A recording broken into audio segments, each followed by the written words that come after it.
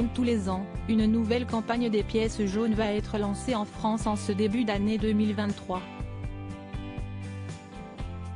Cette 34e opération débutera effectivement mercredi 11 janvier et durera jusqu'au samedi 4 février.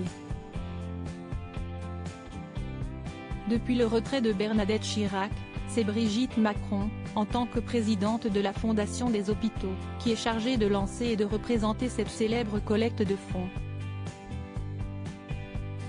À cette occasion, la Première Dame a accordé un entretien à Gilles Boulot, ce lundi 9 janvier, sur le plateau du JT de 20h de TF1. Au cours de cette interview, qui n'était d'ailleurs pas diffusée en direct, la femme d'Emmanuel Macron a évoqué le nombre impressionnant de lettres qu'elle et son équipe reçoivent en un an. En tant qu'épouse du président de la République, vous recevez chaque année un total de 20 000 lettres. Des lettres de doléances, de demandes, d'arbitrage, de médiation.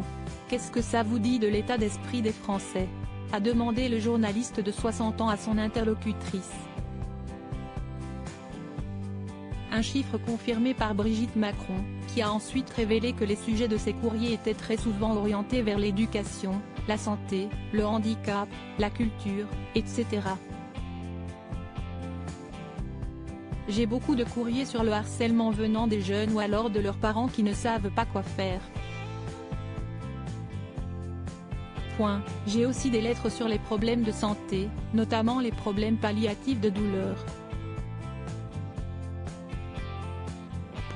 On me parle aussi beaucoup d'éducation, dans tous ces domaines, a-t-elle indiqué.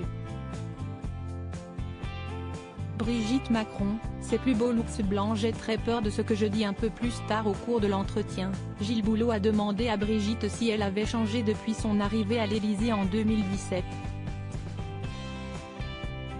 Je suis peut-être un peu plus raisonnable. Mais tout est relatif, a vaguement répondu la mère de Sébastien, Tiffaine Laurence.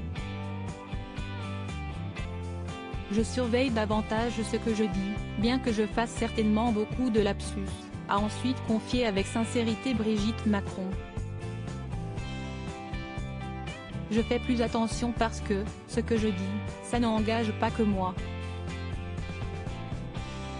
Donc, là, j'ai très peur, a-t-elle conclu, avant de révéler qu'elle aimerait mieux avoir une parole plus libérée.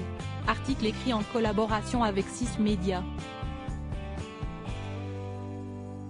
Crédit photo, capture TF1.